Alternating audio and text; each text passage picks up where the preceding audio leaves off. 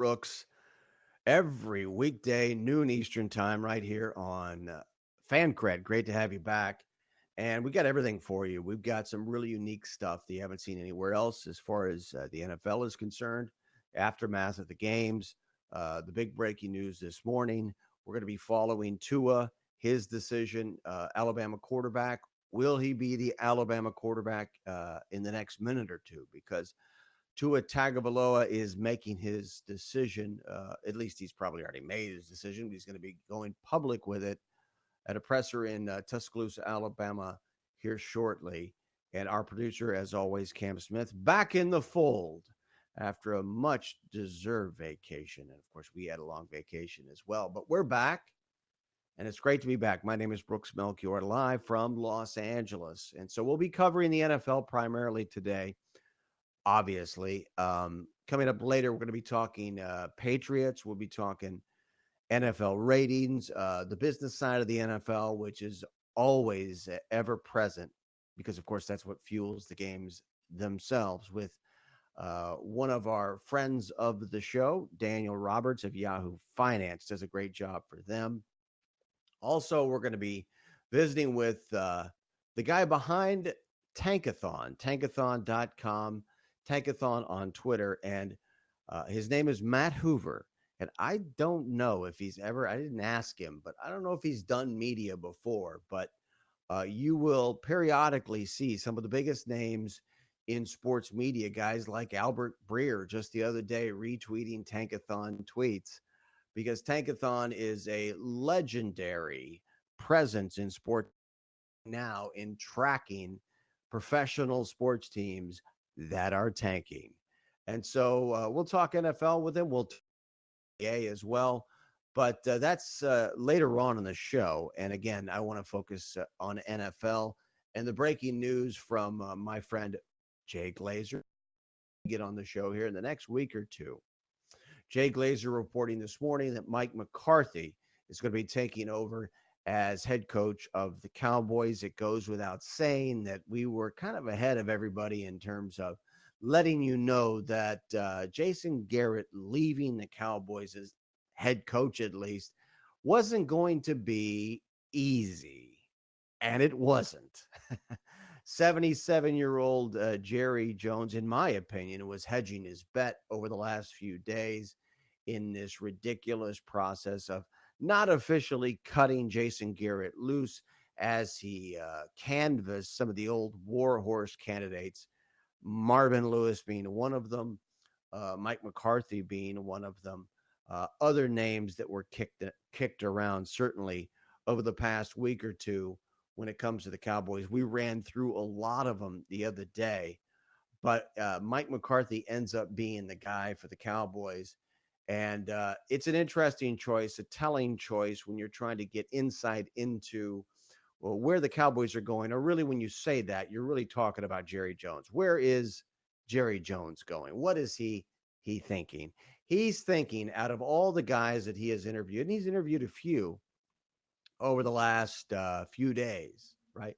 And all the candidates that we've heard kicked around, who's the one guy out of that entire group of candidates who have either interviewed with the Cowboys and Jerry Jones or were rumored to be associated with that coaching search? The one guy who has a Super Bowl ring, it's Mike McCarthy. And that's why Mike McCarthy has the job today, in my opinion.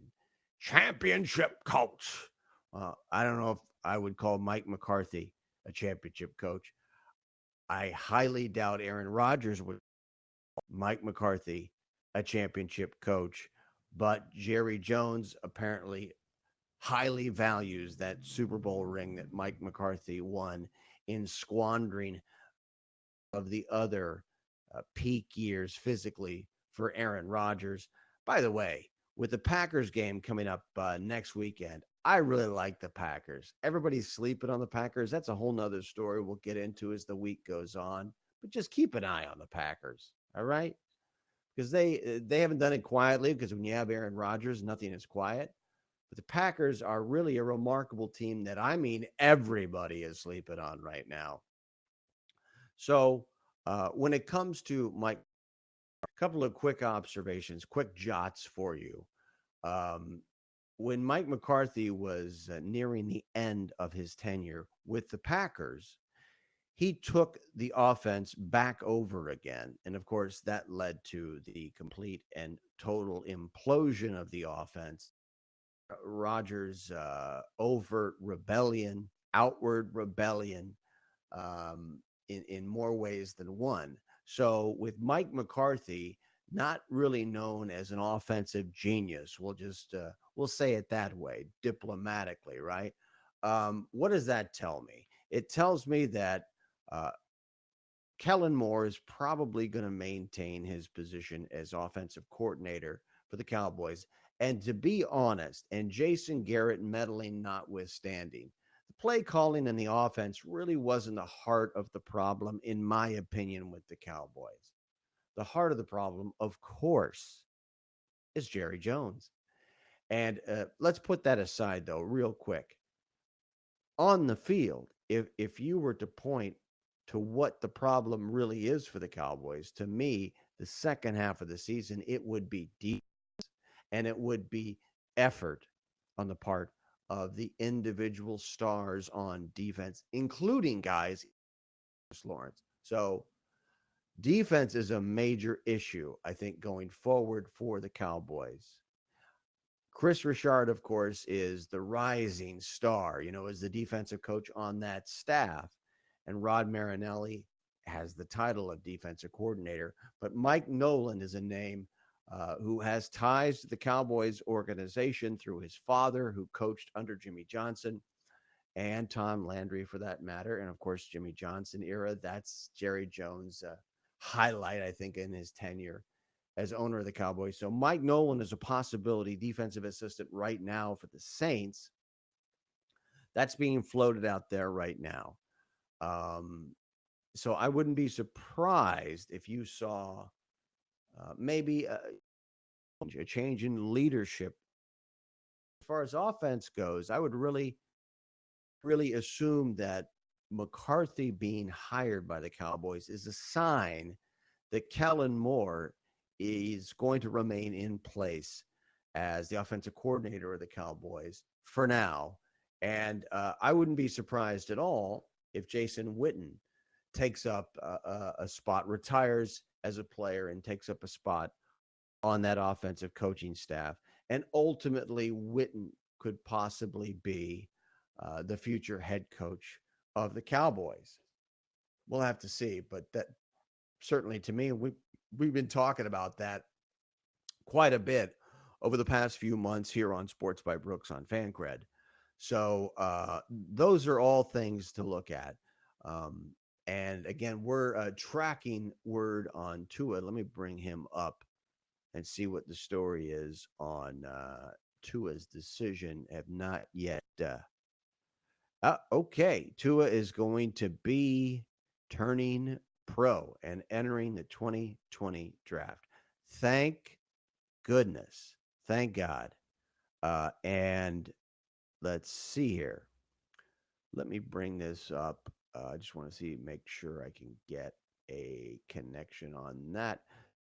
I'm not going to do anything right now because I'm doing a show. But if you, our producer, Cam Smith, if you go to the, on Twitter, the WVTM13 feed, WVTM13 on Twitter, you can watch Tua's. We're going to try to grab some video before the end of the show and bring you his announcement. But thank God, thank goodness, he's going to be turning pro. Whew. Because it's clear. I'm interested. I'm really interested to hear. I'm much more interested to hear what Nick Saban has to say about this. If anything, perhaps. Uh, if anything, perhaps. Boy, Saban looks pissed, by the way, as I look at it. I'm watching the video of it right now.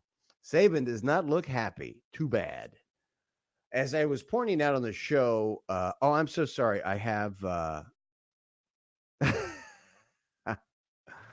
I am I'm sorry, Cam. I just brought up the text window. It was covered up by what? By Twitter. So I moved that out of there. So now I can see your text. I apologize, Cam. Our producer, Cam, Sports by Brooks on Fancred. And as Cam points out, oh, yeah, Cam, you were the best. That Nick Saban did the intro in order to steal Tua's thunder. That is so true, Cam. So true. Um, so interesting. Talia was wearing a black Tua Alabama jersey, by the way, at the announcement. And so we'll try to get some video. It's not all that important. I'd really be interested to hear what Saban has to say in this situation.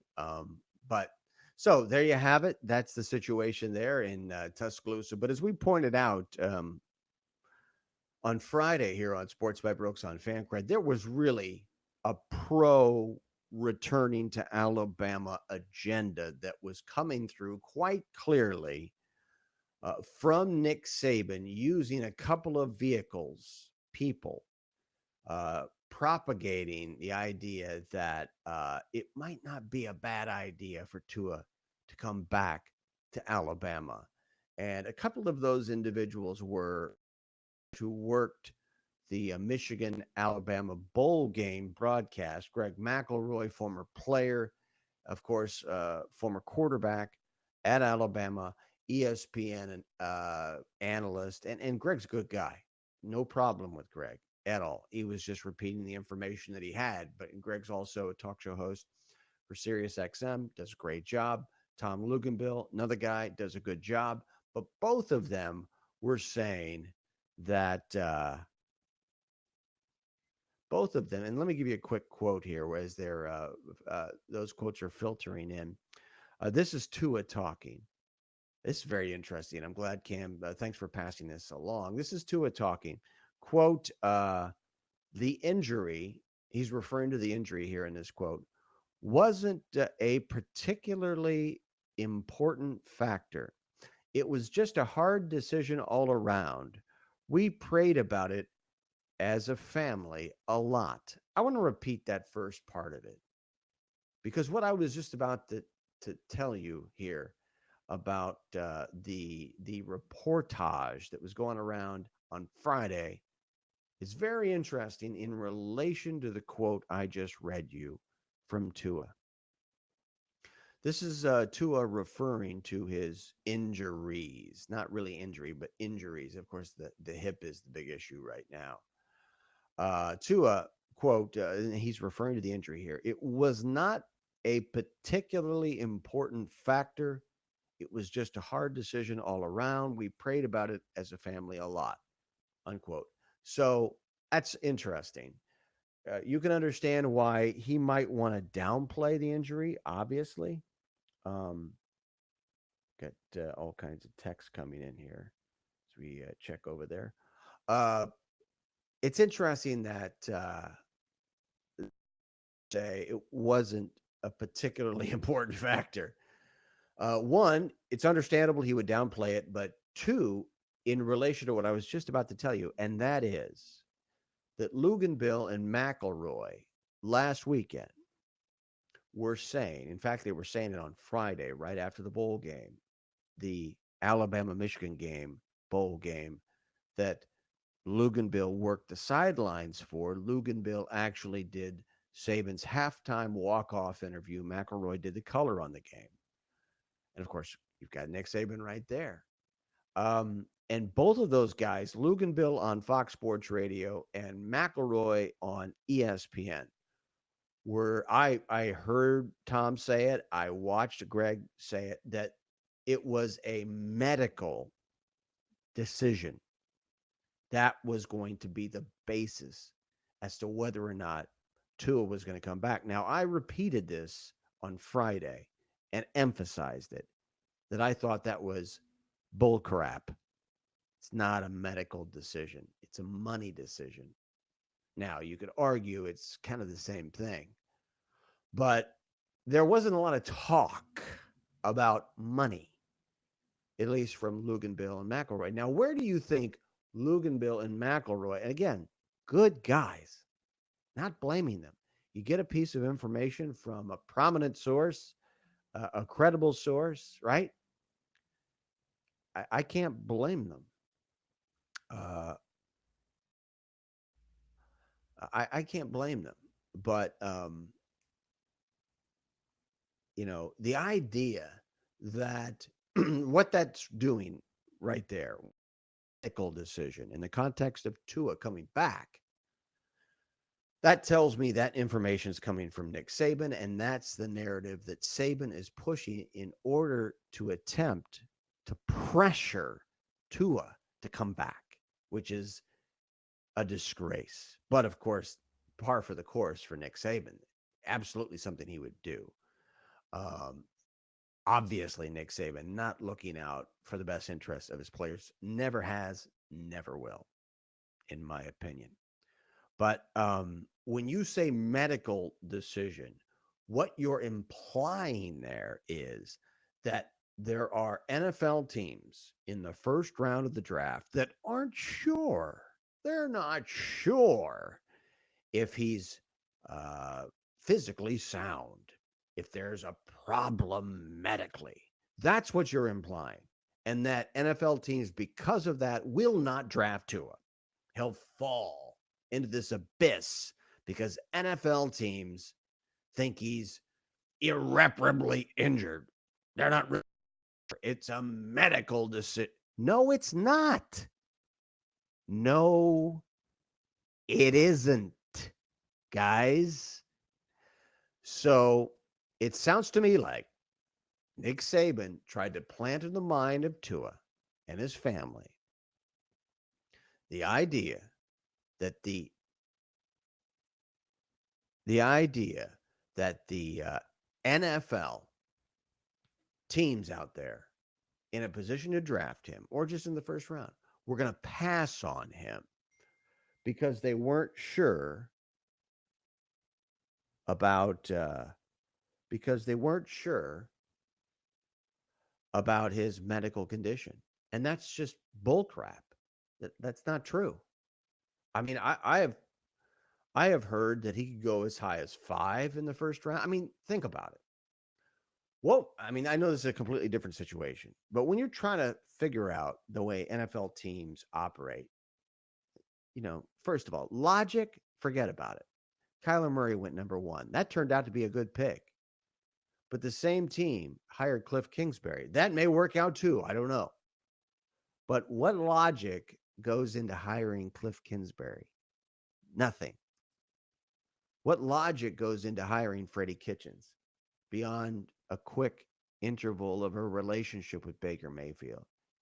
Hiring a guy in Kitchens with zero head coaching experience, zero experience as a coordinator, nothing. That's why Jimmy Haslam is a dumpster's fire. The Bidwell family, the Cardinals, is a dumpster fire.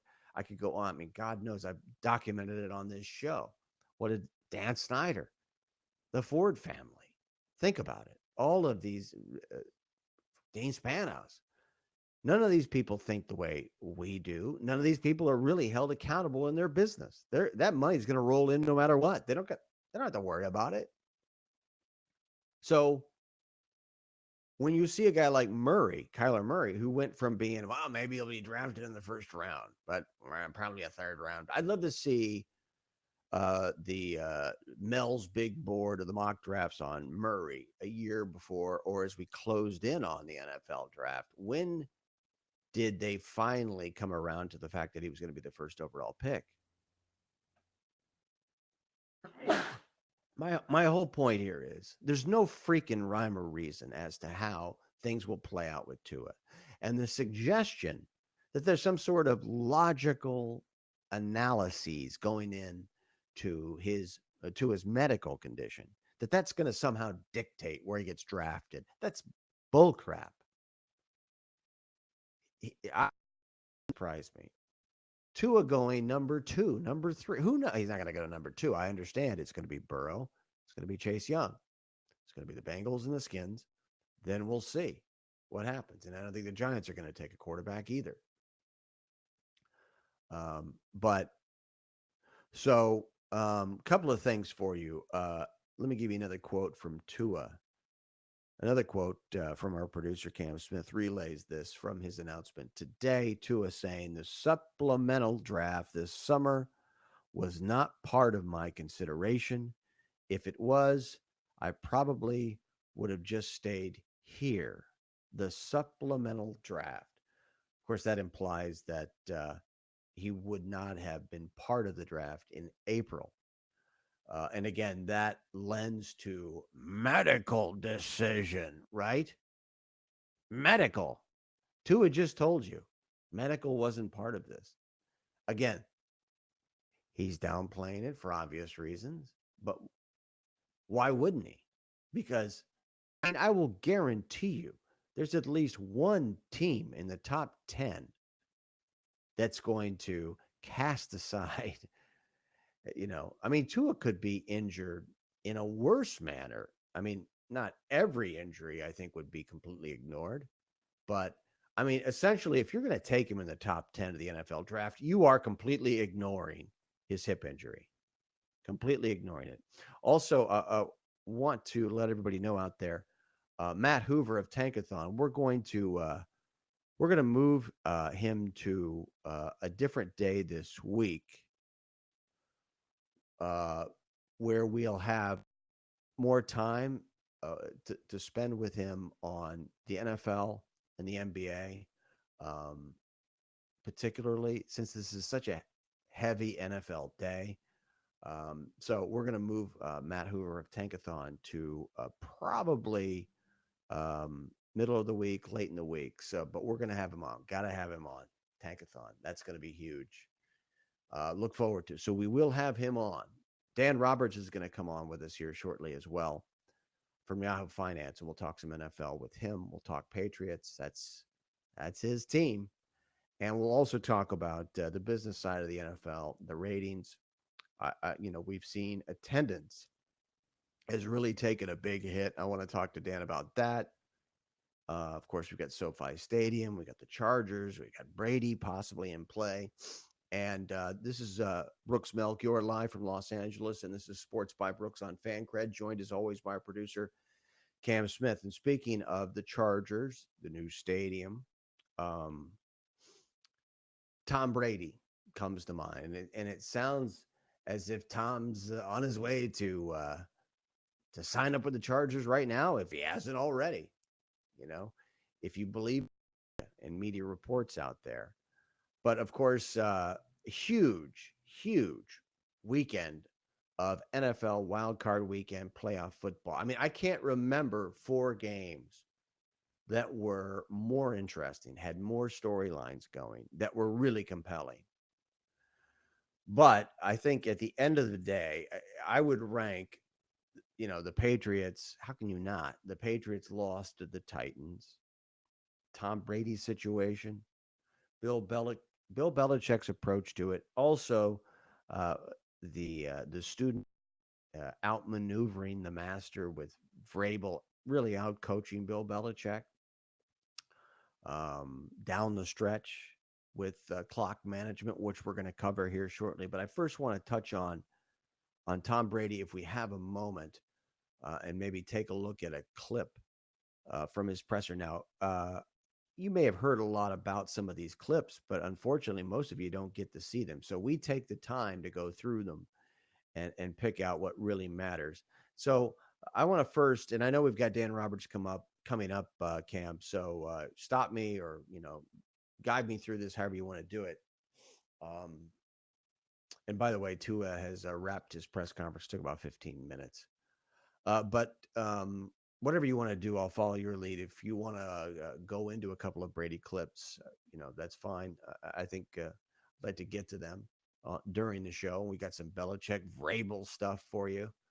But first off, Bill Belichick, was badgered and badgered. No, I shouldn't even say that. You shouldn't use the word badgered. People were just asking him about the things we all would ask him about. We all really deserve to know about. Also, though, understandable, it was the aftermath of the Tennessee game, and that was dramatic, close. So Belichick was asked about Tom Brady and Brady's future with the organization on several occasions. This was the one exchange. We have this clip number one, I think it is, Cam, if you have that clip, of Belichick addressing Tom Brady's situation. We could run that clip number one, and then we'll get to Brady's remarks. And that might lead in, I think, also to Dan Roberts, who'll be joining us from Yahoo Finance. Let's see here. So we'll get to that clip here shortly. But we also have, I mean, that's the thing that's, it's tough with a fan, NFL fan of Patriots, whatever you happen to be. I mean, I heard all weekend, Tom Brady said this, in the sports update, but you don't really get to see it. And I think you really lose a lot of the meaning and understanding about the situation if you don't see these things, the nuance, the body language. But Belichick, his comment about Brady and Brady's status with the team is as hard as he pushed back in attempting to say nothing, he really said a lot with the comment that we're going to show you. We're going to give you the full question, which is an outstanding question. It took a lady, of course, to get things done in this press conference. Cam, if you know who this woman is who asked the question, I'd like to know her name so we could promote her because she did a great job at the press conference to get Belichick just to do his job, just to make any comment. Belichick wasn't going to say anything. On to Cincinnati, Well, we're worried about the Dolphins, whatever. And then we have Brady. We have what I'd like to do, and we'll have a little time. And I'm not glad, the Tankathon, Matt Hoover. Glad we got a little time maybe to air out some things for you so you can see Brady's. We edited down from his whole post-game presser, really the essential stuff. It's about 3.5 minutes of Brady commenting after the game. And so what I'd like to do is maybe run that as well. Won't have a chance to do that. But so we have a Belichick only real comment. Different from the other 50 questions. And here we go. Bill, I do want to respect what you asked about the 12 hours away from the game, but at the same time, I hope you would respect we don't get to do this very often, so I don't know when we're going to next get to ask you a question. Would you at least concede that Brady's status is different from the other 50 questions? This is a guy who's been here for 20 years and has won your 6 Super Bowls, and people are wondering if he's going to be here next year. Everybody's situation on the team is different. There are no two that are exactly the same. So, but the future is the future for all of them, just like it is for Tom and anybody else you want to bring up. And certainly Tom's, an iconic figure in this organization, and nobody respects Tom more than I do. But I respect all the other players and all the other coaches in this organization too. And so, I think that everybody that is part of it is an important part of it, and I want to, give the proper attention and communication and detail and thought into my input into those decisions. But any decisions made is, it's not an individual decision. There are other people involved, and so there has to be some type of key communication, understanding, agreement, whatever you want to call it. Not just you, Tom. It's not a one-way street. I hope you can understand that. It's one person just can't decide what everybody else is going to do. When players aren't under contract, and we have a lot of players that aren't under contract. Very, very interesting. Very interesting. So now I want to bring up a friend of the show, great guy, does a great job over at Yahoo Finance, Dan Roberts. Can't wait to talk to him about his Patriots, but to get his insight on the New England Patriots, the business side of sports, the business side of the NFL, specifically the aftermath of the regular season, and now we're into the playoffs. And great job by Karen Gurrigan of the Boston Herald to drill down.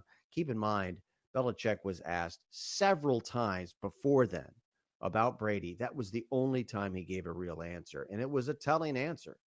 It was almost a pushback on, Brady's not the whole team. It's a two-way street. I think it really gives one's an opportunity to get some insight into Belichick's thought process as it pertains to Brady and why we're in this spot with Tom Brady right now. So now we're joined by Dan Roberts of Yahoo Finance. Dan, I can't thank you enough, man. Thanks for jumping on. My pleasure. What's up? Happy New Year. Same to you. What about the Patriots? What are your thoughts? What are you thinking as you wake up this morning? Well, so it's funny. I was at the game, and there was a strange feeling in the stadium. I mean, obviously everyone was cheering, everyone wanted the guys to win, but you also felt a little bit of resignation, or at least awareness of this is not a team that is going to go very far in the postseason. I mean, no one can be shocked at what happened. I mean, unfortunate, the exclamation point at the end, a pick six to Logan Ryan of all people. So that's unfortunate. I do agree with people that if there was even any chance Brady was going to retire, that changes it, because he doesn't want to end on that. And there are people who say, oh, it's not so important. You're making too much of the final moment. He doesn't want to end on that. Now, I don't think he was going to retire anyway. I think the only chance he was going to retire at the end of the season was if by some miracle the Pats did make it back to the Super Bowl and won. Then for sure he's done. You go out that way, back-to-back titles, that's it. But I don't think he's done. It is interesting to me how quickly, and I understand the initial reaction is to mock and make fun and rejoice, all the people who hate the Patriots. And then if he really is done, then people will write the nicer things and celebrate and credit him. But how quickly everyone wanted to jump on and ridicule him. A lot of the players were posting, making fun of the memes because he posted a hype video that said, a lion is never afraid. So a lot of the guys who won were posting lions, and there were memes of Simba, and Mufasa dies. That's all fine and funny. But just the speed at which everyone is saying, oh, that's it, that's the end of the dynasty. I mean, there is nothing to suggest that if Brady comes back next season to the Pats, and if Belichick is back, that they can't, again, be a major threat in the AFC. The AFC East, a weak division for years, now stronger this year than it's been. The whole AFC this year, stronger than it's been. But if Brady's back and Belichick is back, then it's not over at all. And I think there's a good chance that the Pats sign Brady again. Now, I think it would be better if they sign him to just a one-year deal. Reportedly, people with far better sourcing than I say that he wants a multi-year commitment. So that is harder. That's a stretch. But keep in mind, the Pats have no real backup QB in the pipeline, especially because they got rid of Jimmy G, which we know is the source of all the supposed enmity between Belichick and Brady and Kraft. So to me, the likeliest scenario still is that Brady ends up with the Patriots again. And if that's what happens, I don't think you write off the dynasty just yet. But I understand why all the people who hate the Pats and are sick of them winning, we're delighted and we're celebrating. I get it. We all have to hate you, right? We're all sick of you. We can't just be like, well, we have to hate you. Right. Well, you know what I think this is? I just think this is Bill Belichick. He's pushing Brady out, period. He's pushing him out. What more do we need? I mean, look, I understand Grumps screwed them over. I understand a first-round pick on a receiver. I know they tried to get Sanu, and Brady wanted Sanu when they should have gotten Sanders.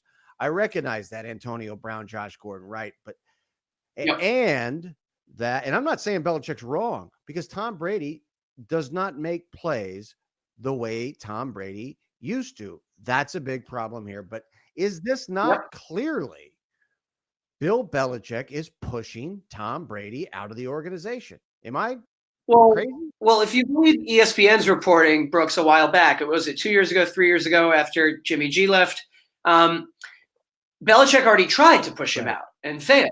He wanted him gone. He loved Jimmy G. My older brother, who's a huge lifelong Boston sports guy, he'll never forget that. He's in the camp of screw Brady. Jimmy G was our chance to continue all the success. He'll never forgive the franchise for letting Garoppolo go. I'm not necessarily there. I know the Niners are really good this year, but it isn't as though they're as good as they are this year just because of Jimmy. I mean, I don't think that's a case where it's all because of the QB, although I think he's very good and he's going to have a very good career. But, Brady successfully lobbied Kraft, if you believe the reporting, which I do. Kraft has a special place in his heart for Brady, so they kept Brady, re-signed him, got rid of Jimmy G, who was lurking in the shadows and was a thorn in his side in a sense. So I don't know now if you could say that Bill's trying to do it again. I mean, Brady's contract is up. Yes, he wasn't as good this season. He certainly was still – I mean, I'd have to look at the passer ratings. I think he was in the better half of quarterbacks, which is nothing to celebrate, but he was in the top half of starting QBs this season.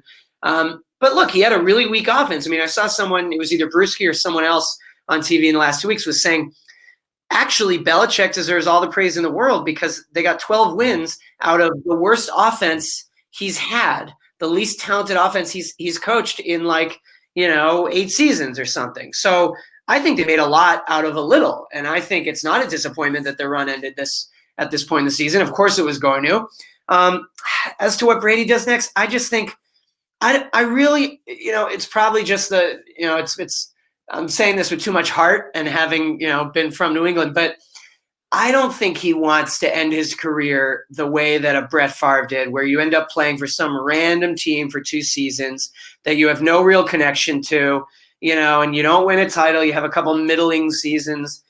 I just don't think he wants that. I don't think the fans want that. Is he not waiting? I think because you hear the word money and I laugh. It's like 15 years ago called and said hello because Tom's been doing that forever. To me, this all speaks to Tom is waiting for a gesture. He's waiting, whether that is a contract extension, a raise, anything. Show me a sign, Bill. There's a flicker of humanity in there. And that's what gets Brady to stay.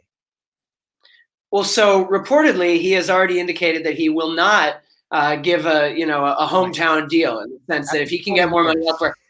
Well, now, so he says, but we'll see, because if they actually offer something, would he really leave somewhere else for a few more million? Now, on the other hand, I'm always the first to throw cold water when people say, oh, wouldn't X star take less money to stay in his current team where, he loves the city and all the fans love him?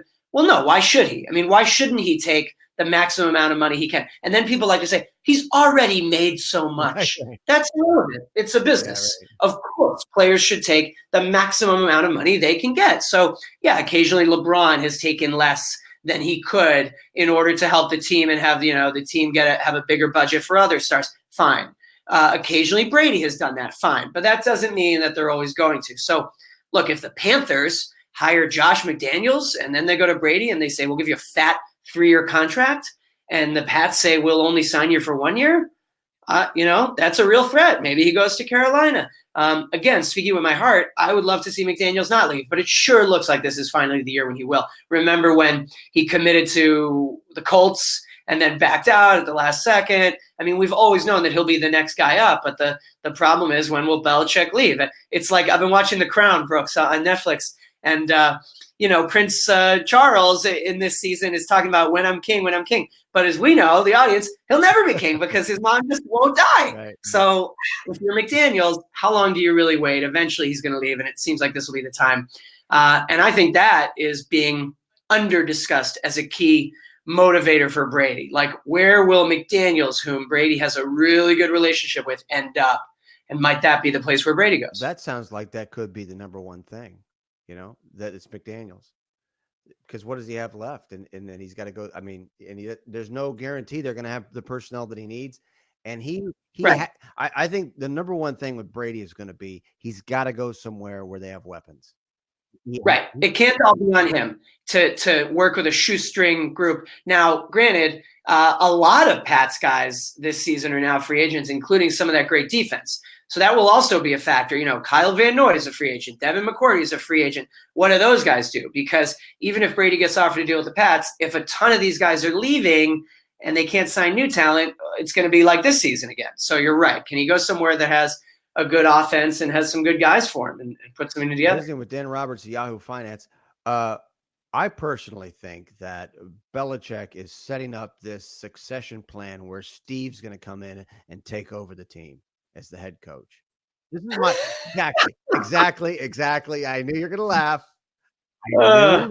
Now, people laughed on this show when I said Lane Kiffin was going to get a job in the SEC, or I suggested Florida State before he got the job at Ole Miss. I was laughed at then, but I think. Yeah, you said FSU first. I know. It's not really the same, but wait a minute. Florida State's a better job. I guess that's what I laughed, right? But yeah. But all right. So why wouldn't that be a possibility? You just tell me. Well, so about a year ago, I was interviewing Freddie Kitchens got hired as a head coach. But go ahead.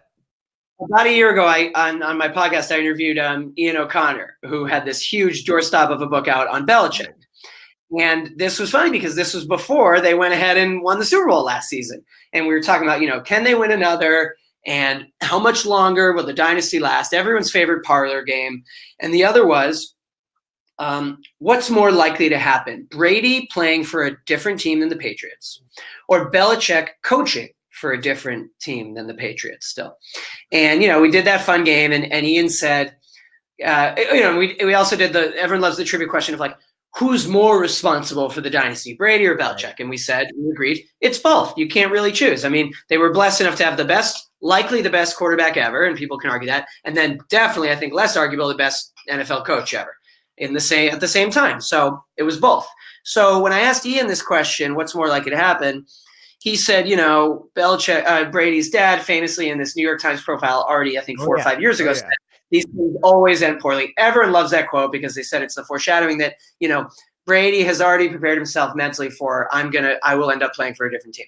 I'm not so sure, but I understand picking that quote apart. And Ian wasn't so sure either. He said, I could sooner see a Belichick wanting to coach somewhere else. And the only place I could see it happening, the Giants. He always wanted to coach in New York. He always wanted the Giants job. Maybe Brady retires and then Belichick sticks around the league. And he also thought, as I recall, that if one is more eager to prove that he can win without the other, it's probably Belichick. More eager to prove that I can win a Super Bowl and coach a team without Tom Brady. I'm not just Tom Brady. And as you said, right before I came on, you were showing that clip of him saying, and boy, is he reluctant to single out Brady as the big star. Boy, of course he doesn't want to do that. He says, well, there's lots of players and they all have a future. And, Mr. Soul. Says it all. And I thought even Belichick in that clip saying, no one respects Tom more than I do, even that was a lot from Belichick. That was more than you usually hear because reportedly they don't like each other. It's just a business relationship. But all that being said, I don't know what the likeliest scenario is for Brady, but and it's hard for me to see him playing for another team, but part of that is emotion. I don't want him to. I could certainly see Belichick moving on and coaching somewhere else. Although if Brady leaves and McDaniels leaves and some of those other stars leave, maybe that encourages Belichick to stick around and prove I can still, make it deep in the postseason without a Tom Brady. Do you remember, have you ever seen that image of Johnny Unitas playing for the Chargers? No, he played his last year for the I think it's the LA Chargers. Johnny, I just can't get, that's how old I am. I just can't get that image. And that's like Tom, and it's the same uniform. They went back to that uniform, right? And it's like Eli Manning want to go be a backup somewhere other than the Giants for a season or two. Well, everybody's speculating that Brady's going to come out here to Los Angeles, and I'm just going to, as an aside, and then Rivers to the Pats. No, well, Rivers is gone. Rivers is leaving. It's a foregone conclusion. People treat Rivers out here the way we're talking about Brady. He's gone. Rivers is not going back to the Chargers. And so the implication is that Brady's going to be the guy they bring in as the face of this new rebranded kind of franchise, even though they're apparently not going to rebrand it with a name or a logo, but he'll be the new face. And of course, that's crucial and key to try to fill the seats of this new SoFi Stadium. My point is, if they want to fill seats, if Rivers is indeed gone, which who knows, but it certainly sounds like it out here at least. Another old guy reference out here, bro. We have the internet now, Brooks. What are you talking out here? What's the weather like out there? Look it up, brother. You're like 90 years old, but out here. But so you've got Brady sitting there, and the implication is that with him as the face of the franchise, that they're going to sell tickets because of that. That's possible, but you know who I think they should sign? Colin Kaepernick. Colin Kaepernick. Don't you think he would get people like, wow? Sure, but you know what? At this point, I think realistically, and this is just an opinion separate from the politics. I just say he's not going to play again in the league. I agree. No, I agree with you. It's no team wants, even a team that supports the idea of it, and it isn't about an owner that wants to make a statement. They know that it'll become the story of the whole season. I think it's done. And I don't even think, I'm not sure I believe anymore that he believes he's going to play again or wants to play again. I mean, Agreed. He's got so much other stuff going on. He's doing shoes with Nike. He's an ambassador. He's a cultural icon, a civil rights icon. Not going to last? You think it'll last? I'm not so sure it will. He doesn't. I'm sure he's doing a lot of work, a lot of good work. We had Jamel Hill on a while ago, a couple weeks ago, and she was talking about a lot of things that he does that people don't know about, or that deliberately are dumbed down by the media, that don't get a lot of publicity. Do you think that he has legs as kind of this iconic figure? Yeah, I think he could. I mean, it depends if he wants that and wants to embrace that. I mean, he also could get into business. You know, he could do something with apparel. He could start his own thing. He could go to some kind of cool sports and tech startup, or he could do something in politics. I think there's a lot of routes he could go. But yeah, in terms of, you know, the story, that has clearly died down. The political storm around the NFL, it is objectively, definitively over. I mean, I know you and I were messaging a little bit about some of the things I've written recently. And just at the end of last week, NFL came out with the ratings numbers for the season, you know, because it was the end of week 17. Ratings up, you know, second season in a row, the ratings were up. I don't think anyone can say anymore. You know, someone tweeted at me my story and said, oh, but the president says that the league is irrelevant. And I didn't respond, but it's like, well, no, he hasn't said that anymore. That was 2 years ago, because the whole thing is over. Trump's no longer interested in the NFL because it's not offending him with players kneeling and disrespecting the flag. I mean, I think the league has escaped all that controversy. I mean, arguably one of the biggest sports business stories of 2019 was just how much the NFL, I think, continued to separate itself from the other leagues. For a while, the conversation was like, oh, the NBA is catching up in terms of revenue and popularity.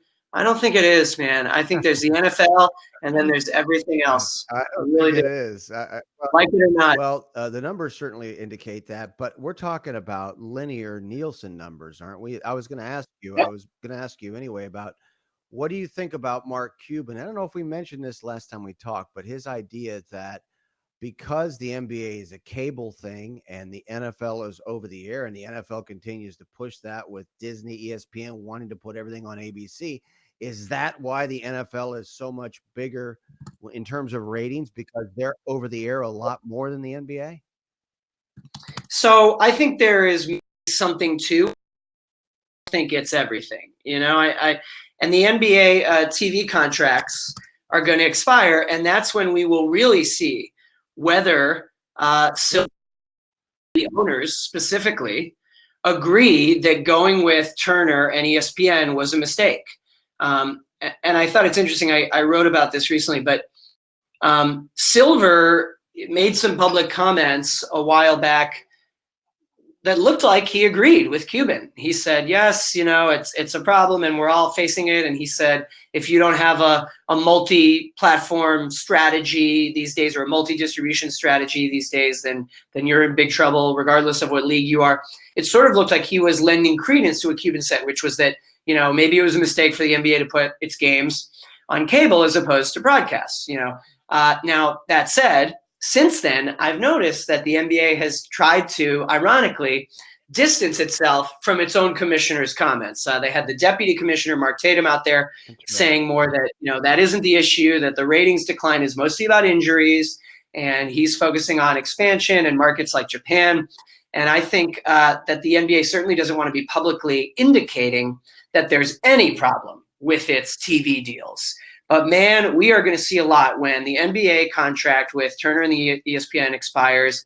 I think that's 2024. And when the NFL contract expires, which is much sooner, 2022. And we know that these things get renegotiated years before they expire anyway. So pretty soon, we're going to find out what direction the NFL goes in. You know, some people have said, oh, could a pure play streaming company come in and get a big package? I don't think someone like an Amazon even has the wherewithal to take like Sunday Night Football. Definitely not. We're not there yet. But I do think that you'll see a bigger total number of games next season, or every season now, go towards streaming. Right now you've got, you know, Amazon gets 10 Thursday Night Football games. And then my company, Yahoo, you know, through a deal with Verizon, Yahoo Sports is allowed to stream only on mobile. And it's interesting, whenever I think you and I were in a thread where someone was asking us about, oh no, it was sports TV ratings, that account. But someone during week 16 was like, can't I stream these games on mobile on Yahoo? Oh, but it's telling me I have to turn off Wi-Fi. Yeah. You know, the rules indicate that you have to do it over cellular data. But point being, right now, most of the national regular season primetime games can be streamed for free only on a phone, on the Yahoo Sports app. More and more games are going to be given to streaming companies, and the broadcasters aren't going to like it, but sorry, that's the new normal. I mean, the NFL is basically saying to CBS, okay, we'll re-up with you, but we also are going to be giving some games to Amazon, and we also are going to let Twitter do a few games. That's only going to increase from here. That's like a pinprick in the dam, and the dam's about going to come down in about however long it takes. It's bigger than a pinprick. It's becoming like a tear. Right, you know, right. It's slowly going to grow. We're busy with Daniel Roberts, of course, of Yahoo Finance, and the report came out from the Wall Street Journal about the Pac-12 potentially connecting with Apple TV and the Apple TV Plus service. Do you have any thoughts on that? Yeah, I thought that was interesting. We'll see if it actually happens. I'm sure that Apple is talking to everyone. I mean, someone could do a story saying, whenever it's in talks with, it could happen, it couldn't happen. It depends how far along. I'm sure that Apple is also in talks with some other leagues, whether it's Premier League or NHL. I can guarantee you they're testing the waters.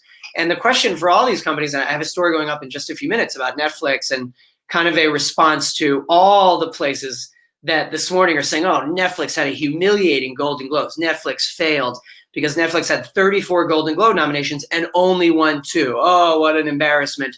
And my thinking was like, okay, but look at the spending.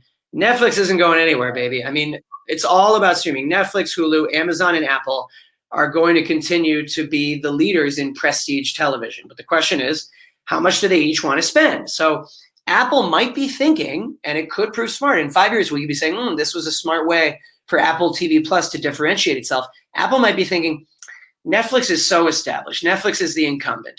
Disney Plus is growing so quickly and has such a vast library of content. We only have 6 original shows. What do we do? How can we make a foothold right away? The answer might be spending to get live sports rights, because Netflix doesn't have anything in sports. Right. Disney Plus doesn't have any sports. Hulu has a service, Hulu with live sports, fine. But Apple could make a mark, but again, how much do you want to spend? Well, Apple has a ton of cash on hand. Apple could make a quick mark and try to boost Apple TV Plus subscribers quickly by paying up to get live games. Maybe it's Premier League soccer. Maybe it's boxing like DAZN. Maybe it's a couple NFL games next season. Right, Pac-12. The broadcast, or Pac-12 network. What do you make of Bob Iger departing from the Apple board? Do you think that could presage what you're talking about? Maybe some foreshadowing there? I think part of it is, they're competitors now more than they've ever been. There was a time where Netflix and Disney and Amazon didn't need to think of themselves as competitors. Well, now they are. I mean, look at Disney pulled all Amazon Prime ads. Oh, no, I think it was Netflix. I think Disney pulled all Netflix ads from Disney-owned channels, ABC, all that. So all these companies are head-to-head now. But I also think, let's remember, Iger was already supposed to step down at the end of 2019. Then when the Fox deal came together, Murdoch told Bob Iger, I will only do this deal if you stay on as CEO through 2021. So, he extended. Iger's been an incredible CEO, but he's done. He can't keep extending again. He's done at the end of 2021. I think he's sort of winding down a lot of his business commitments. So I don't know if it was just a competitive reason there. Before I let you go, what did you think of Ricky Gervais's monologue? That's unbelievable. What were your thoughts on that? I loved it. The skeptic in me always thinks that almost nothing from a awards show host is really totally off the cuff and unexpected, meaning people say, oh my God, that he's roasting all these things. It's like, well, I don't know. Did he really just go completely? He did. Is it really clear? Like, are the parties involved really shocked and unaware? Do they expect this, welcome this, say we can take it? But I'll tell you, the Apple joke was, to me, the biggest thing. I mean, the camera shows Tim Cook. He's there because Apple TV Plus had 3 nominations. By the way, it won 0. And right after it shows Tim Cook, Ricky Gervais says, Apple uses sweatshops in China. Ooh. So I appreciated him. I appreciated the joke about Epstein, where everyone laughed. And then he said, don't laugh. You're the ones who were friends with him. I mean, I thought I almost spat out my wine at the Judy Dench cats joke. I thought he was great. I don't think they'll ask him back, but I think he said, I don't care. I'm done. And by the way, the Golden Globes traditionally more off the cuff and spontaneous and real and a better watch than the Oscars. So another year where it shored up that reputation. Golden Globes are fun, man. I'm still in kind of a state of shock. I can't, but to me, you bringing up the Cook thing is really important because it shows when they showed him on camera that there's some coordination there. That a Right. lot of people knew about this in advance. Right. Yeah. That's all I mean. But I do think, just to go back to what we're saying, and I think sports are totally connected to this. There's just no more fascinating business story right now than the streaming wars, than Netflix versus Disney versus Amazon versus Hulu versus Apple. Throw DAZN in there. ESPN is in this. That's Disney, ESPN Plus. I just think that is fascinating. The amount of money being spent, and everyone sees where it's going. Cord cutting has not bottomed out yet. It is accelerating. So what will those new NFL and NBA contracts look like? What will Major League Baseball streaming look like now that Sinclair bought 21 of the 22 Fox regional sports networks? Now that Amazon is a partner in owning Yes Network, I think baseball streaming will start with the Yankees, and soon we'll finally be able to watch games without having the stupid local channel. It's all going to change in the next few years. Sucks because I want to talk to you about all that stuff. Yeah. What about ESPN and the NFL? I mean, is Disney going to break the bank? How critical is the NFL to Disney ESPN's future and just Disney continuing to be in the sports business? Can they be in the sports business without the NFL and ABC and ESPN? Well, so they certainly overpaid with the NBA deal. I think that's clear. And the NFL and Monday Night Football. Yeah, and I do understand why it's tempting to predict that ESPN won't re-up with the NFL. I know that Andrew Miller, the great ESPN writer who wrote the tell-all, he has predicted, I think, that ESPN won't re-up with the NFL. But I think Jimmy Pitaro has made clear that it's a huge priority for him. He has prioritized ESPN's relationship with the league. I don't think he's going to walk away. I think he and Iger both think that, if ESPN doesn't have some live games, what is it for? And if anything, look at the move away from the politics back toward hard, straight sports, back toward making SportsCenter a news program and less commentary. I know they still do the face-off and the opinion shit, but I think Iger and Pitaro want ESPN to be a place where you can watch live games from NFL and NBA. That's the lifeblood, I think, of ESPN. Yep. And, of course, it is Fox now, too, in more ways than one with the broadcast network. So if you don't re-up, you're giving it to your competitor, too. Man, I really appreciate all this time, man. You've given us way too much time, Dan. I really appreciate it. Great fun. Have a great New Year. Thank you. Okay. Hey, good luck with this show in the new year. Thank you very much. That's Daniel Roberts of Yahoo Finance. Check them out. They've got a great streaming show. And Read Dan Wright. Read Dan Wright is all one word. Read Dan Wright that's a great Twitter handle. How come I can't think of things like that on Twitter? I mean, if you're into sports media, sports business, or sports in general, there's really no better potpourri guy. But in particular with sports business, ahead of the curve. Had some stuff on Under Armour. What's going on with that? People shorting. This is what I love. I mean, if there's a guy out there, he's tweeting about today, Under Armour, somebody's shorting that stock. That's a guy I want to follow. What's going on there? Under Armour's stock's down 4.5%. What does that mean? I mean, I wish we had 5 hours to talk to Dan, but he's phenomenal. And of course, we had Trip Mickle of the Wall Street Journal on. I believe it was like 2 weeks ago. I think, Cam, we had him on to talk about Apple TV Plus, what's going on. I don't even know what they call that service. TV Plus, something like that. They just put a plus on it. Why don't we, before we go any further, do you want to do one? I mean, since it's kind of a timely thing and it's sort of a perishable subject. I mean, this is an NFL show and this is NFL breaking news. You want to jump in and do these Tua clips, Cam? What do you think? I'll just follow your lead. I know we have a couple of things from Tua today that I'm sure haven't seen yet.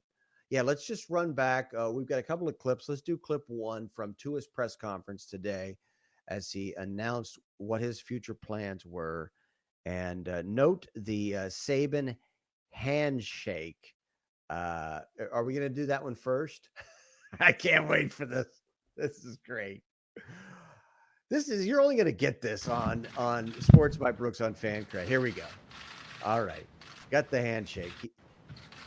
He's got it. I love that. He's got to steal his thunder. Well, good morning. Why is he Thank you all introducing? for coming today. I've had a difficult time making this decision about my future. Right, because But of first and Saban. foremost, I want to thank my Lord and Savior Jesus Christ for this opportunity to stand before you all with my decision. My love for the University of Alabama, our coaches, our fans, and my teammates has made this especially hard for me. I have had the advice and counsel of my parents, my family, and coaches in going through a thorough analysis of the alternatives.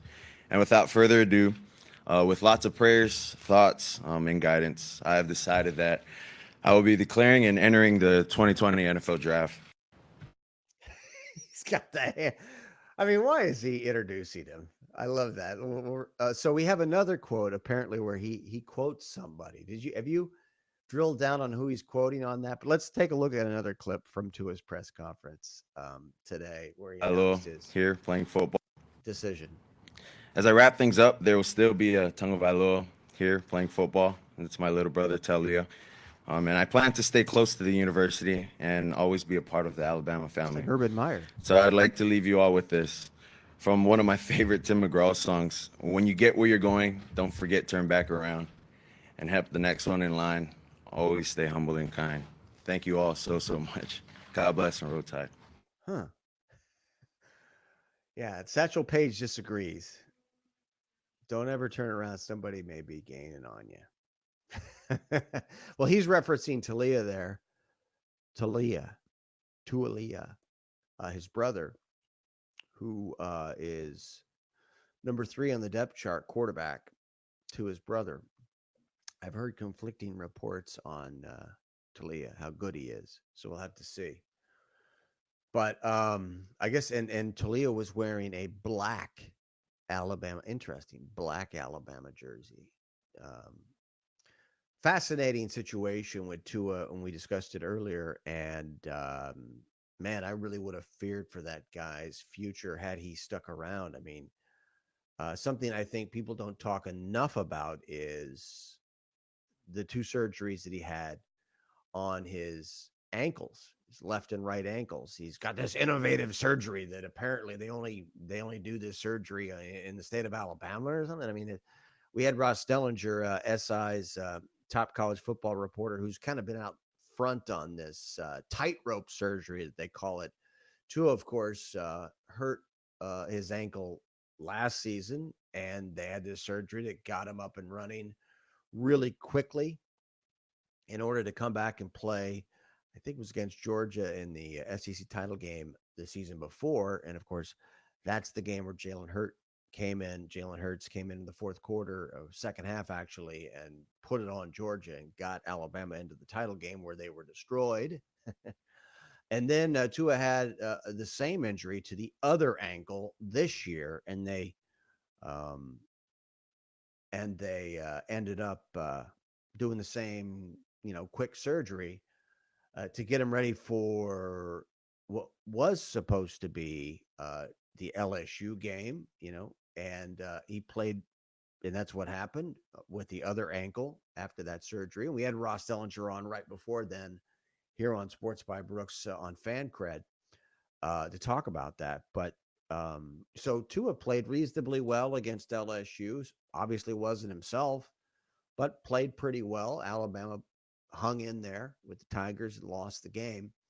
But then the decision was made to continue to play him in the next game against Mississippi State, the next conference game. And that turned out to be a disaster, as we all know, with the broken hip and the fracture in the posterior hip wall or whatever the hell that is. It sounds really ominous. But it appears that he's making a reasonably quick recovery, at least from a normal human being standpoint. We'll see how football works out for him. But the question remains for me, and we discussed this at length with Tim Brando. Boy, I'm name dropping today, aren't I? Tim Brando, friend of the show here on Sports by Brooks on Fancred. We discussed the fact that Tua had played against Mississippi State, and my point was, he never should have played in that game. The only reason he was playing in that game, Tua, the game in which he had this catastrophic hip injury that's the subject of the press conference and why we're going through this right now, is that Alabama, and I'm sure Saban signed off on this, decided to play a horrific non-conference schedule. And had they not done that, had they had teams on the schedule not named Western Carolina, New Mexico State, Southern Miss, maybe one legitimate non-con team on the schedule, you wouldn't have needed style points. You wouldn't have needed to beat Mississippi State 100-0 to maintain consideration for the college football playoff. And that's why Tua was playing. And what pisses me off and why I'm so glad we have this freaking show, and to that, I'm forever indebted to everybody involved with Fancred, that we're able to come on here and tell you the truth, why he was playing in that game. Nobody will tell you the truth. They put him into that game today. Saban did against Mississippi State. Tua got hurt because they needed to blow out Mississippi State 100-0 or whatever. It's called game control. That's what the College Football Playoff Committee calls it, game control. But essentially, it's margin of victory and how it plays into the decision to name those top 4 teams for the college football playoff. And because they didn't have any strength of schedule because of their horrific non-conference schedule, Alabama was pushed into a situation, thanks to Saban and athletic director Bill Battle, and Greg Byrne. Greg Byrne didn't schedule those games. Bill Battle did earlier. And who's the other longtime athletic director? Can't remember his name, who retired it before Greg Byrne came. So don't drag Greg Byrne into this. He wasn't involved. And I'll guarantee you Greg Byrne's not scheduling games like that. But because they scheduled those crummy games, Tua was put into that game after the LSU game, should not have played in that game. And that's why we are where we are. And nobody, and I think equally as important to point out is nobody in the college football media brings that up except for on this show. We're the ones. We're the only ones. So that's why you should be watching this show. That's why you have us in your pocket every day with the Fancred mobile streaming app. And we'll continue to tell you the truth and give you the breaking news and tell you exactly what's going on. We gave you what was happening going into this decision and why there was any. I mean, it's ridiculous why anyone would even think about Tua coming back, because Saban was politicking for it. Clear, and we told you exactly how he was doing it here earlier in the show. So let's move on from that. That's NFL talk, certainly to a certain extent. We're also deconstructing, unpacking the situation in Alabama, which merits mentioning. Where will Tua end up? That's, something that we're going to address with some of our NFL experts coming up later on this week. Also, I want to mention that we're moving our guest, Matt Hoover, founder, creator of the wildly popular Tankathon. We're going to move him to later in the week when we have more time to stretch out our conversation. We're so packed with NFL talk today. Breaking news today: Mike McCarthy, I should say, gets the Mike McCarthy talkathon by a talkathon. This is a talkathon, right? Tankathon's Matt Hoover is going to join us on Thursday. So, so we're going to make a change there, and we'll continue with NFL, and I'll stop talking about housekeeping. But Mike McCarthy, new head coach of the Dallas Cowboys. We've been talking about what's going to happen out of that. Not really sure what's being reported outside of Mike Nolan being rumored as a defensive coordinator for the Cowboys. I would expect, for all we know, there'll be news about this here shortly. There might already be, but Kellen Moore, I would imagine, is going to be retained as offensive coordinator. Jerry Jones hired Mike McCarthy for 2 reasons. Number one, he can control him. That's number one. Clearly, McCarthy wants to get back in the game, regardless. And you might remember McCarthy politicking through, I think it was Tom Pelissaro, did a big piece on McCarthy 2 or 3 weeks ago, and then Peter King in the last couple of weeks kind of puff pieces talking about. I remember Peter King a couple of weeks ago on Pro Football Talk on NBC Sports Network saying Mike McCarthy is ready with a 14-man video department that he's got ready to go. He's turnkey. This is Mike McCarthy, who was just hired. So McCarthy, has been working through the media. I'm not saying that's why Jerry Jones hired him, but that was going on. The reason I think Jerry Jones hired him and not a guy like Marvin Lewis or other guys sitting out there, the requisite retreads that we've heard about who have been interviewing with Jerry Jones or are linked to the job. I think the reason you're seeing Mike McCarthy get the job is a Super Bowl ring. That's it. And it's a little bit of a CYA move, I think, to a certain extent by Jerry Jones. That might ward off some of the criticism of him, particularly, of which there's a lot.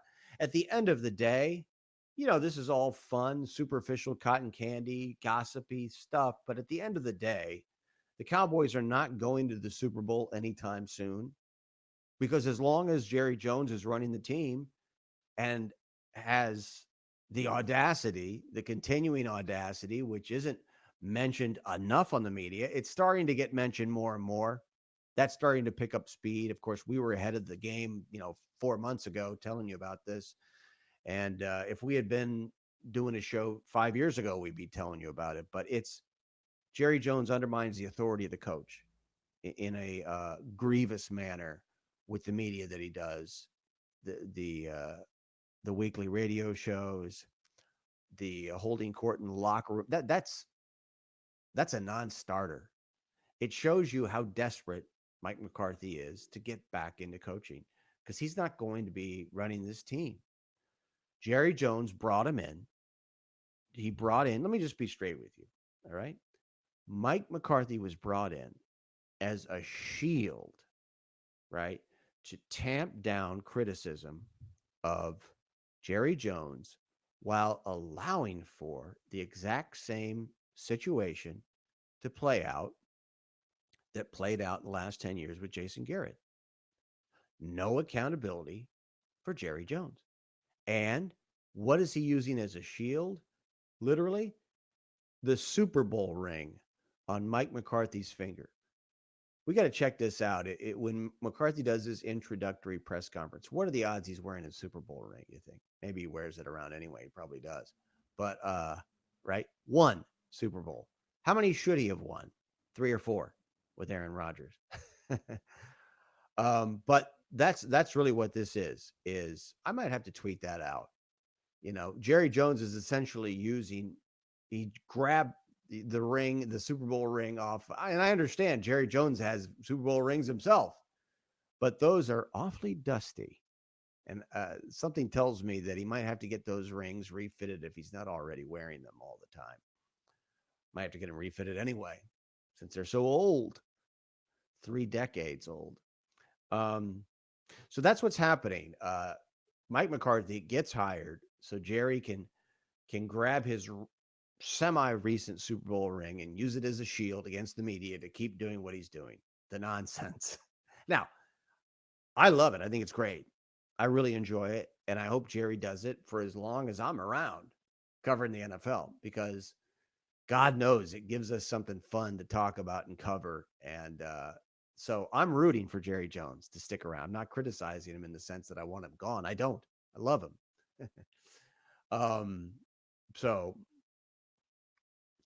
So we've got that. We talked about Tom Brady and Bill Belichick. That was a great conversation with Daniel Roberts. He knows his stuff when it comes to the Patriots and the NFL. We talked about the NFL ratings. We talked a lot of sports business when it comes to the NFL. But specifically, we talked a lot about Brady's status with the Patriots going forward, Bill Belichick's approach to it.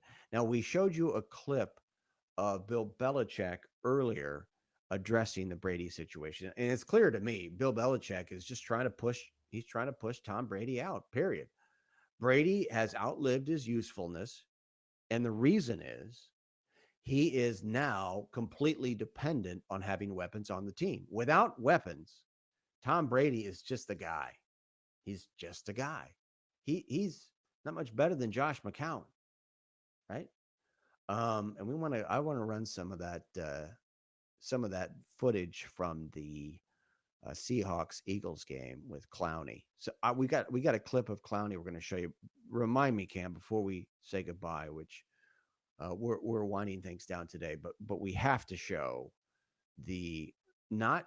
You've probably seen the clip. We're going to show that too of Clowney. We have it in super slow mo. Wow, amazing technology in 2020, right? Super slow mo, not really, but we'll show that, and we're also going to show Clowney's walk off the field, what he did when he ran off the field, because I have not seen that anywhere but here. You're going to see it in a second of what Jadeveon Clowney did when he ran off the field at the Link last night. I think you'll find it interesting. But first, I want to let's go back to Brady, Belichick, and we played you Belichick's remarks about Brady. Now, if you would, Cam, could you play the only real substantive thing that Tom Brady said about possible retirement and coming back? If you have that clip available, that would be great. If we could run that, I'm like, I know that you keep saying that you don't know what's going to happen in the future. Is there any possibility that you would retire after this last season? I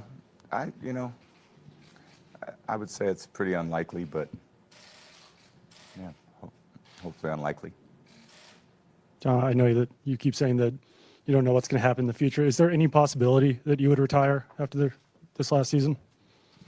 I would say it's pretty unlikely, but yeah, hopefully unlikely. interesting. That tells me, number one, Tom has no idea yet what's going to happen, and why should he? I mean, Don Yee might know, his agent. I think Don Yee is probably the guy that is, I would imagine. I mean, I want to do the best for Tom, but his longtime agent, you would think Don Yee would be chomping at the bit to get Tom, number one, out of New England, number two, where he could actually do a normal contract. To me, this is the situation with Brady. Let's not, relieve Brady of blame here. Let's not deflect everything towards Bill Belichick. Brady, took a hometown discount for years and years and years. Now all of a sudden he wants security. Now all of a sudden he wants money. Look, that's all principle. That's all a gesture.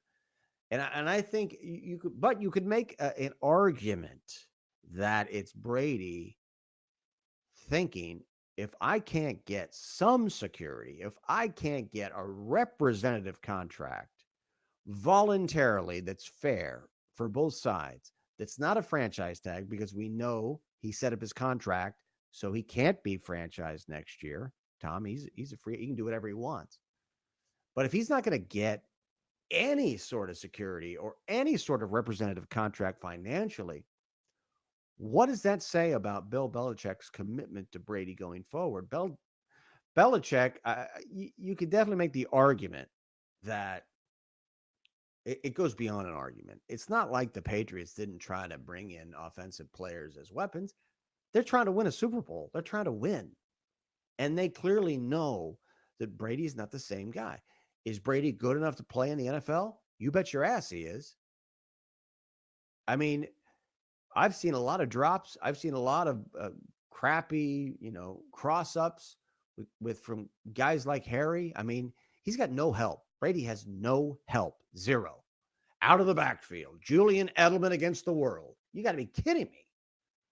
But so I think that's what this really is, folks. Think about this. Brady took a discount for so many years. He did. And, you can make an argument. That's what helped the Patriots build the roster into what won all those Super Bowls. You could make that argument, I guess. Some people might credit it to Spygate. Maybe. And other things. But there's no doubt that Brady has been a great team player off the field when it comes to salary. So why now would he say, or why now would credible people out there in the media be reporting that he's got to, have some, financial security or make more money or get more of a commitment from the Patriots contractually. Why would that come up now after so many years of that not happening and it really being a voluntary thing with Tom? I mean, I'm sure Brady could get more money, get more security. He would have, but Belichick, I'm sure, pushed him in the other direction. So that's what he did. So why now the change?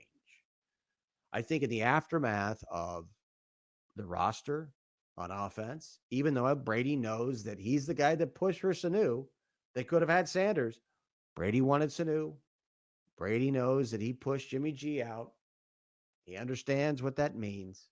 So there's plenty of blame to go around, but I think Brady wants to see something from Bill Belichick. If it was up to Kraft, he would already have it. Don't even listen. Don't even put Kraft in this situation. It's got nothing to do with it. Kraft would give Brady whatever he wants. Kraft is taking his marching orders from Belichick, period. And Belichick's rhetoric makes it clear. Can we now that I've said all that, can we now run that clip back from Belichick that we played earlier? Now you watch it in that context of what I just laid out to you. Think about it as we show you, and that's clip number 1, which we had right before we brought on Daniel Roberts of Yahoo. So go ahead and run that clip, and now think about what I just said. In my opinion, that Belichick's just trying to push Brady out, period. He's got no use for him anymore. Brady's not a good enough player. He's not a good enough improvisational playmaker. Hours away from the game, but at the Bill, I do want to respect what you asked about the 12 hours away from the game, but at the same time, I hope you would respect we don't get to do this very often, so I don't know when we're going to next get to ask you a question. Would you at least concede that Brady's status is different from the other 50 questions? This is a guy who's been here for 20 years and has won your 6 Super Bowls, and people are wondering if he's going to be here next year. Everybody's situation on the team is different. There are no two that are exactly the same. So, but the future is the future for all of them, just like it is for Tom and anybody else you want to bring up. And certainly Tom's, a iconic figure in this organization, and nobody respects Tom more than I do. But I respect all the other players and all the other coaches in this organization too. And so, I think that everybody that is part of it is an important part of it. And I want to, give the proper attention and communication and detail and thought into my input into those decisions. But any decisions made is, it's not an individual decision. There are other people involved. And so there has to be some type of communication, understanding, agreement, whatever you want to call it. And that's not a one-way street. I hope you can understand that. It's one person just can't decide what everybody else is going to do. Bingo. One player's not under contract, and we have a lot of players that aren't under contract. Okay. Now, I want to address Mike Vrabel and the great job that he did. The great job that Mike Vrabel did, like sinking into the darkness, into the bog, if you will. No. So I want to talk about Vrabel for a second, because that was a big thing during the Titans game. And more specifically, Belichick's reaction response. This is something nobody really has done anything about, but I think it gives you an indication of Belichick's way of thinking. And it pertains to the Brady thing. But Mike Vrabel, by all accounts, did a great job for the time, at least in clock management down the stretch. There's no doubting that what Mike Vrabel did helped the Titans win the game. Stuck the Patriots back, on their own 1-yard line with 3 seconds left, pretty much. I mean, it was a masterful thing that Vrabel did that earlier in this season, Bill Belichick had done in exploiting a clock management loophole. Belichick did it in the fourth quarter of a game against the Jets when the Patriots were beating the Jets 33-0. And Belichick was laughing about it on the sidelines, and we'll show that to you here in a second. Vrabel did it against Belichick, this clock management loophole, right? Where you can run the clock unduly before the 5-minute mark of the fourth quarter. And we get a split screen, as you'll see here during the broadcast, where Belichick realizes what's happening, that this thing that he used against the Jets is now being used against him by a former Patriot, high-profile Patriot, number 50, former Buckeye, former friend of mine, not really a former friend of mine. I know Mike a little bit from my days at Ohio State. Good guy. Former friend, Mike Vrabel. So during his press conference yesterday, Bill Belichick, yesterday, not right after the game, yesterday, Belichick was asked about essentially being out-coached. If you're going to lose to an opposing coach, is it a little less difficult knowing it's a former player of yours who kind of learned at your knee? He was asked about that in the context of Vrabel and the Titans beating him and the Patriots. Belichick was asked that. So that clip number, let me check this, make sure we have this. There's players two clips here. Coming, it can have Here we go. losing yourself or anybody else. Is there any tiny bit, Vrabel. nobody likes losing yourself or anybody else. Is there any tiny bit of pride you take in having a guy that was in your organization for a long time, one of your players, coming in here, coaching his team the way he did, and winning that big game? Yeah, I'm focused on our team. I'm focused on the other 31 teams or the other 1,500 players in the league. I'm focused on our team. Refuses to acknowledge Vrabel. Run that back again. So he asked him about, can you run it one more time? And look at Belichick literally refuses to acknowledge Vrabel's existence and says 31 other teams, 1,500 players. What the hell does that have to do with the question? See if you can run that back one more time, Cam. Sorry about that. Our producer, Cam Smith, here on Sports by Brooks on Is there any Fancred. tiny bit, nobody likes losing yourself or anybody else. Is there any tiny bit of pride you take in having a guy that was in your organization for a long time, one of your players, coming in here, coaching his team the way he did, and winning that big game? Yeah, I'm focused on our team. I'm focused on the other 31 teams or the other 1,500 players in the league. I'm focused on our team. No. By the way, Vrabel doesn't play anymore. He's not one of the 1,500 players. If you're going to talk about Vrabel, you might want to mention coaches. Completely. And what's funny is I'm thinking to myself, if you were just to hear the audio of that exchange, you would think, wait a minute. Did Bill hear the question? If you didn't actually watch him during the question, stare down the questioner. I don't know who that questioner was. But Cam, you probably do. But wow, amazing!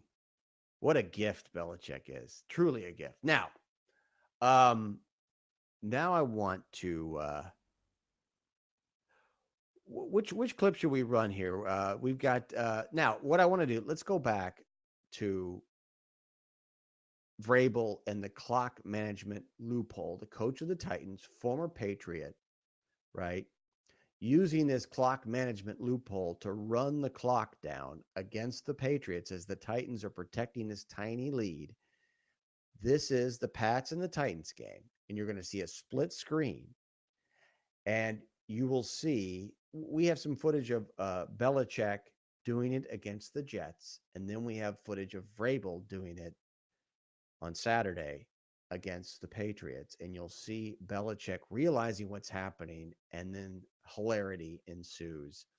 I think that's clip 4. 15-yard penalty. He take another false start without. Oh, look at Belichick. He can't even hold it back. First time So Belichick. they took it in. So what happens is if you take. This is a chess game between these two. Gene, when you take multiple delay of games, there's a penalty eventually. That's correct, Tony, and the penalty will turn into an unsportsmanlike conduct foul. So the question that Coach Belichick is asking now is, can Tennessee take another false start without having the 15-yard penalty? This is where it's unique. Look at Belichick. He can't even hold it back. So they took it in. So what happens is if you take. This is a chess game between these two. Gene, when you take multiple delay of games, there's a penalty eventually. That's correct, Tony, and the penalty will turn into an unsportsmanlike conduct foul. So the question that Coach Belichick is asking now is, can Tennessee take another false start without having the 15-yard penalty? This is where it's unique. He could change some rules. I can't change anything. Loopholes. Might have You last might, you night. might, you might have changed the rule last night with that loophole rule Yeah. with what do you call it? Not declining all those penalties. Yeah. Well, those again, we don't make any of those. They are what they are. So, but yeah, that one may get changed, and I certainly would be in favor of it. But that's not what it is now. So maybe it'll be like the college rule, which is, the way the college rule is good. I like the way the colleges have it. I think is a good rule where the referee has discretion, but that's not the way it is in the NFL right now. So we'll see. So now what I wanted to do is I want to match up the ridiculous response that Belichick had about the question from the press conference. Remember that? I want to match that up with that footage. We've got one more clip on this to really, and I want to point out the Jets thing we're showing you, the 33-0 Jets game. That's when Belichick was using the same loophole in the rules, and we had him addressing that loophole on WEEI during his weekly radio show after the Jets game. And now you see what he does, how he responds when it's used against him by his former pupil student, Vrabel. And then we'll match all that up in the same quick little clip with Belichick being asked about Vrabel. If you have that clip, that'd be great, Cam. Any tiny bit of, nobody likes losing, yourself or anybody else. Is there any tiny bit of pride you take in having a guy that was in your organization for a long time, one of your players, coming in here, coaching his team the way he did, and winning that big game? Yeah, I'm focused on our team. I'm focused on the other 31 teams or the other 1,500 players in the league. I'm focused on our team.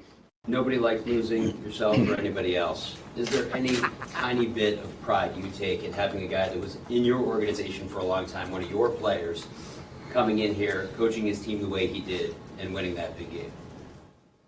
Yeah, I'm focused on our team. I'm focused on the other 31 teams or the other 1,500 players in the league. I'm focused on our team. Forgive me.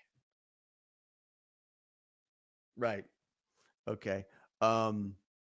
So we just had to run that down for you. And I'm glad you came over onto the Fancred app if you saw our tweet about how we're going to break that down. And we delivered, by the way, in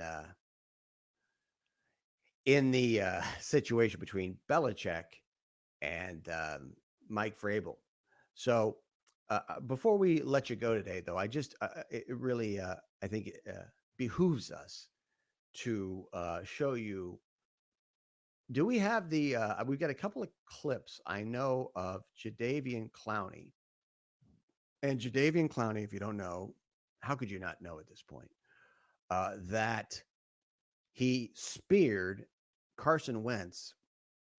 God, what an amazing weekend of football and all the storylines we have. But we have clip number 12 is the super slow-mo of Jadeveon Clowney of the Seahawks spearing in the helmet, targeting, if there ever was targeting. You want to do the montage first. So why don't we do a montage? And the montage includes Clowney coming off the field, and you'll see how he acted after the game with Eagles fans, which is important. So we can go to clip number 11. Thanks for that, Cam. So we'll run that first, and then we'll do the super slow-mo of the action. To the ground, and he takes a hard hit to the back of his head by Jadeveon.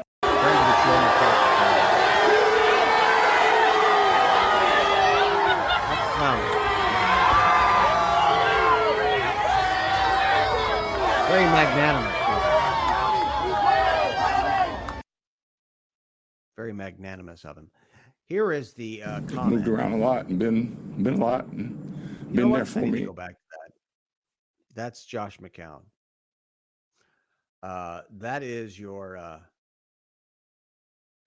our clip from the Eagles and the Titans.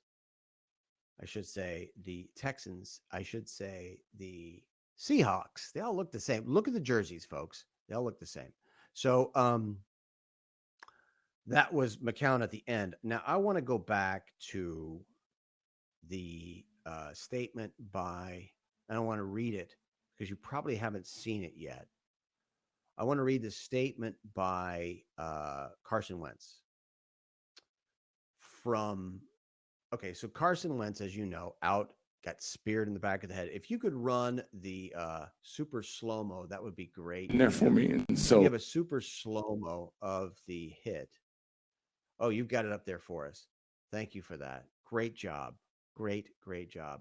So here is the comment from Carson Wentz's Instagram. So dang proud of this team. And this is after the game. Of course, he went out early in the game because of this being speared in the head, targeted by Clowney. No penalty. Absolute disgrace. It's just as big a disgrace that no one is screaming about it in the media. And that the broadcasters just blew it off like it was no biggie. I mean, like it was just a normal play. Are you kidding me? That's not a penalty. That's not spearing, lowering your head. Yeah, into the guy's head, and then bouncing it off the turf. That's not a penalty. That's not a personal foul. Bullcrap. It's a disgrace. Where's the media? Where is everybody? Jesus. So here is Wentz after the game. He sent out this Instagram actually this morning. So dang proud of this team and how we battled and overcame so much this season. Not the ending we envisioned, but we will all grow and be stronger because of it. The fight and resiliency that this team displayed was so impressive. Love these guys. Also appreciate the thoughts and prayers. I'm feeling good today and will be just fine. Sure he is. Head injuries are a scary thing, so I appreciate everybody's thoughts and prayers. Hate not being out there to finish it out with my guys because of a play like that, but it's the unfortunate part of the game. It's all in God's plan, not mine. Trusting in him. Philly, year 4 was one fun ride. Appreciate the love and support, especially the real ones who are with us through the highs and the lows. Onward to the next year. Big things coming. Believe that. Fly, Eagles, fly. Man, it's unbelievable. I'm seeing criticism of Carson Wentz can't stay healthy from guys like Danny Cannell. And who was the other guy? Brandon Stokely, the dumbass former receiver of the Colts, who's and Broncos. And, of course, the guy who was hurt himself much of his career, Brandon Stokely, calling out Carson Wentz, for not being durable enough. He's a talk show host in Denver. We should try to get him on. Brandon Stokely. Talk about getting a ratio. Jesus. But that's Carson Wentz. And I heard this morning from Stephen A. Smith on ESPN. He was saying that Josh McCown, or actually a Eagles staffer, had told Stephen A. Smith, who was around Carson Wentz, that Wentz did not remember the play at all while he was on the bench. That's how bad it was. And so didn't remember why he was sitting there. So what a surprise, right? No, not a surprise. The surprise is there was no freaking penalty. Now we have the, can you play the super slow-mo on that for us, Cam? Which is I think it's the last one, number 12 there, just so we get a picture of what I'm screaming about. Not just talking about, screaming about. Look at this. Unbelievable. I mean, you got to be kidding me. Think about that. That's unbelievable. Jesus.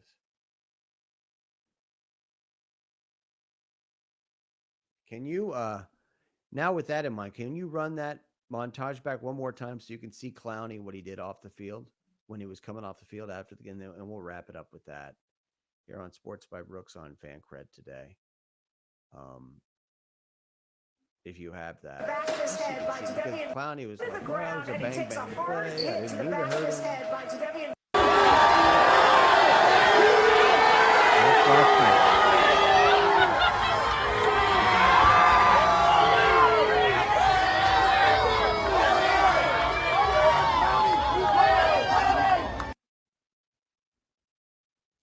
And there's the Wentz statement, and we have, if we could run that through Josh McCown, you want to run it through his. I've moved around a lot and been a lot and been there for me, and so mom and dad and so to go out there and get to play in a playoff game was special, and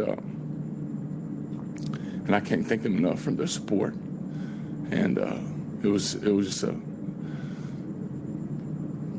it's a heck of a ride. I left it all out there. I know that much. To the ground, and he takes to the back of his. We'll definitely get Michelle Tafoya back on the show here soon. You can hear her commentary there. She did a great job. So much going on. It's phenomenal. Many other things that we're going to get into when it comes to the NFL. Of course, got to get the games coming up next weekend. Just you're in hog heaven right now if you're a football fan. So we'll continue to bring you things other people aren't doing. They're not giving to you.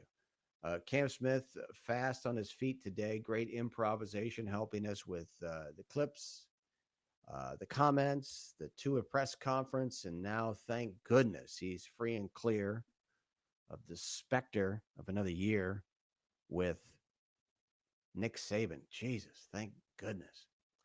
But we've got some special guests coming up later in the week, including Bob Sochi, longtime voice of the New England Patriots, will be joining us later in the week. Tom Curran, NBC Sports Network, he'll be joining us later in the week. Charles Robinson, Yahoo Sports, needs no introduction. He'll be joining us later in the week. Either this week or next, we're looking at Jay Glazer, Fox Sports, going to join us here on Sports by Brooks on Fancred. And of course, we mentioned Tankathon. That's huge. Matt Hoover has never done, as far as I know, media. So we'll ease him in that respect. Good guy. Got a chance to visit with him over the past week, and he wanted to use this show, I think, the reputation that we have here, Sports by Brooks, here on Fancred, to kind of, let people know a little bit more background about what he does. We saw it with Funhouse, the guy who does back after this on Twitter with Francesa, and now he's picked it up with Russo and Colin Coward and others. That individual did a long interview with me at sportsbybrooks.com that you can check out. Just go to sportsbybrooks.com and you can Google Funhouse and read the interview about that guy. So a lot of people out there think a lot of this show, obviously. I mean, you're able to get people like Ian Rappaport. And, oh, by the way, tomorrow, Chris Myers will also join us. Chris Myers will join us in the first hour tomorrow, I believe it is. So looking forward to that. So we have a metric ton of NFL coming up for you this week. So you're going to want to keep us in your pocket. And if you're having lunch on the East Coast, whatever it is, got to jump on and grab Sports by Brooks on Fancred. And we'll be back. We are here every weekday, beginning at noon Eastern time, 9 here on the Pacific Coast out in Los Angeles, where I am. And so that's going to do it for today's show. Want to thank once again Cam Smith, our producer. Hope you'll join us tomorrow. And once again, this is Brooks Melchior saying so long. This has been Sports by Brooks on Fancred.